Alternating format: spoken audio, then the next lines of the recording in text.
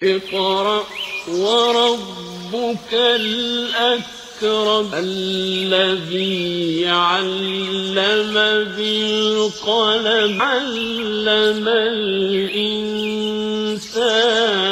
ما لم يعلم۔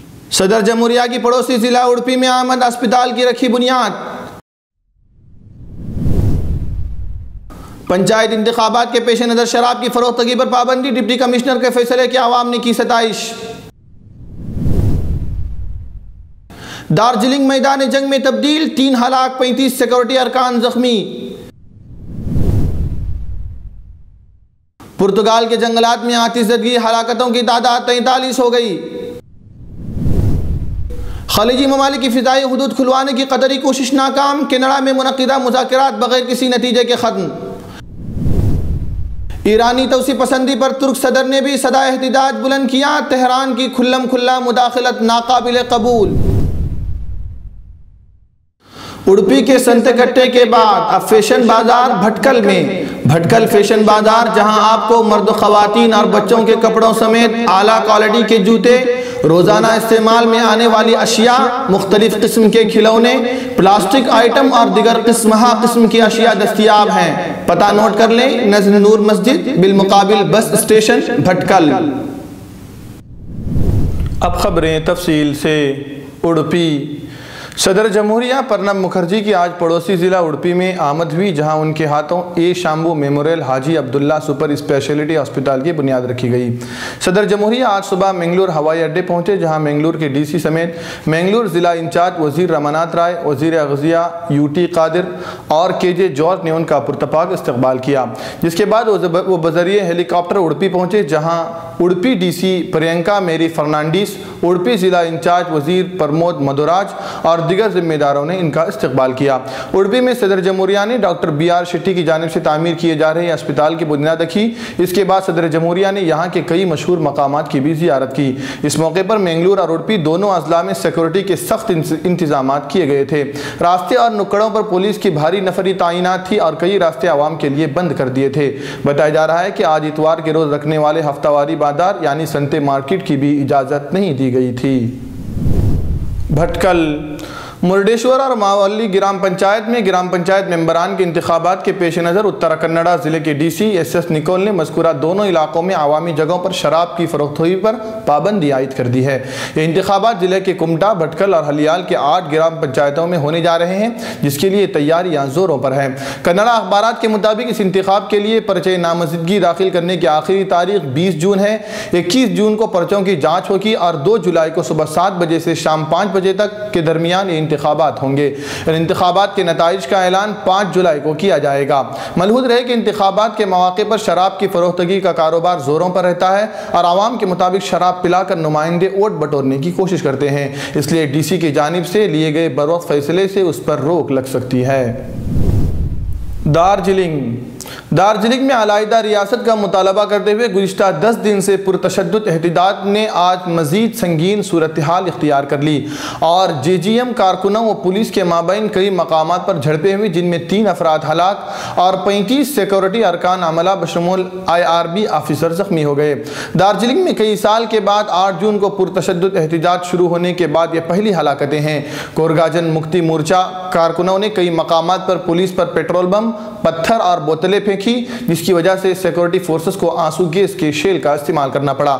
اس کے علاوہ ہجوم کو منتشر کرنے لاٹھی چارج بھی کیا۔ فوجی جتھے کو صورتحال پر کنٹرول کے لیے تعینات کیا گیا ہے، جس نے تشدد سے متاثرہ مختلف علاقوں میں فلیگ مارچ کیا۔ دارجلنگ میں سنگمری آج میدان جنگ میں تبدیل ہو گیا، جہاں جے جی ایم کارکنوں نے پولیس حملے پر پیٹرول بم اور پتھر پھینکے۔ اس کے جواب میں پولیس نے آنسو گیس شیل چھوڑے اور لاٹھی چارج کیا۔ اس واقعے میں کئی افراد کے زخمی ہونے کے بعد انتظامیہ نے فوج کو تعینات کر دیا ہے۔ پرتگال میں حکام کے مطابق مرکزی پرتگال کے جنگلات میں لگنے والی آگ کے باعث کم سے کم 43 افراد ہلاک ہو گئے ہیں۔ حکام کے مطابق اس واقعے میں زخمی ہونے والے 59 افراد میں متعدد فائر فائٹرز بھی شامل ہیں۔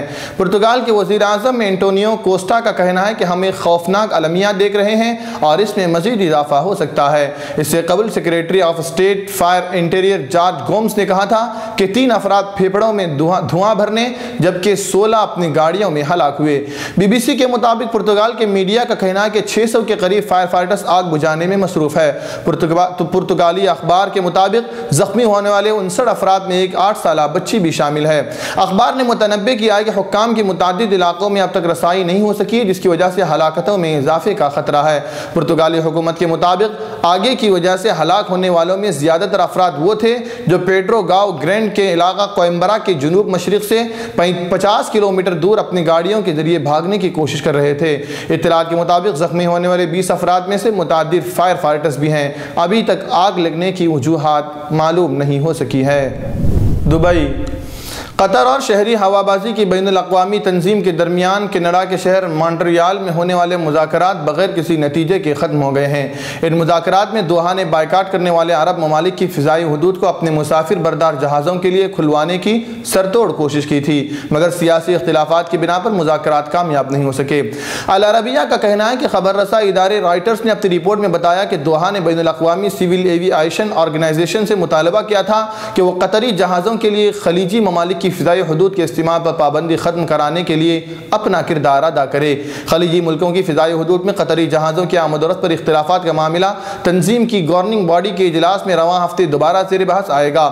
ذرائع کے مطابق توقع ہے کہ شہری ہوابازی کی بین الاقوامی تنظیم کی جانب سے قطر اور دوسرے خلیجی ملکوں کے درمیان اختلافات پر کوئی فیصلہ نہیں کیا جائے گا۔ سعودی عرب کے وزیر برائے ٹرانسپورٹ سلیمان الحمدان کا کہنا ہے کہ فضائی سروس کے حقوق سے سیاسی معاملہ بڑا اور زیادہ سنگین ہے اور شہری ہوابازی کی عالمی انجمن اسے حل نہیں کر سکتی۔ سعودی وفد نے قطر پر تنظیم کے چوتھے معاہدے کی خلاف ورزی کا الزام عائد کیا ہے، جس میں رکن ممالک پر زور دیا گیا ہے کہ وہ انجمن کے مقاصد کے منافی کسی ملک کی فضائی حدود کا استعمال نہیں کرنے دیں گے۔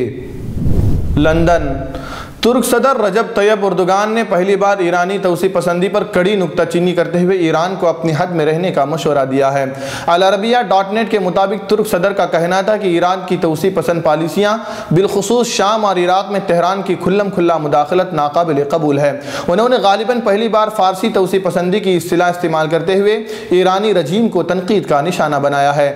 گزشتہ روز پرتگالی ٹی وی RTP پر نشر ایک انٹرویو میں صدر ایردوان نے استفسار کیا کہ شام ایران توسیع پسندی کا نیا اکھڑا بن چکا ہے، پھر خود ہی اس کا جواب دیا کہ اور کہا کہ صرف شامی نہیں بلکہ عراق بھی ایرانی توسیع پسندی کا ہدف ہے۔ ترک صدر نے کہا کہ ایرانی سرگرمیاں فارسی توسیع پسندی کو آگے بڑھانے کی کوشش کر رہی ہے۔ یہ کشمکش محض مذہبی یا نسلی نہیں، میں یہ بات زور دے کر کہتا ہوں کہ ایران کی اس نوعیت کی توسیع پسندی کسی صورت میں قبول نہیں ہے۔ تاہم ترک صدر نے ساتھ ساتھ شام اور عراق کے بحران کے حل کے لیے ایرانی کردار کا اعتراف بھی کیا۔ طیب ایردوان کا کہنا تھا کہ اگرچہ ان کے ملک کو شام اور عراق میں ایران کی بے مداخلت پر اعتراضات ہیں، تاہم ترکی، ایران اور روس کے ساتھ مل کر عراق اور شام کے بحرانوں کو حل کیا جا سکتا ہے۔ انہوں نے امریکہ، برطانیہ اور سعودی عرب پر شام میں قیام امن کے لیے مشترکہ مساعی کی ضروریات پر زور دیا اور کہا کہ مذاکرات کے نتیجے میں شام میں جنگ بندی کو مانیٹر کیا جا سکتا ہے۔ کیا آپ اپنے نئے گھر کے لیے ڈائننگ ٹیبل کھوج رہے ہیں؟ Sofa set, tea table, cabinet الماریوں سے اپنا نیا گھر سجانا چاہتے ہیں تو جلدی کریں۔ مدینہ کالونی میں واقع علی ایجوکیشنل بک ہاؤس میں آپ کو رعایتی داموں کے ساتھ بہترین اور عمدہ کوالٹی کے sofa set, dining table, cabinet الماریاں، ٹی ٹیبل اور نت نئے ڈیزائن کے آپ کے پسند کے فرنیچر دستیاب ہیں۔ جلدی کیجئے، محدود اسٹاک ہے۔ رابطے کے لیے اس نمبر کا استعمال کریں 8150939399۔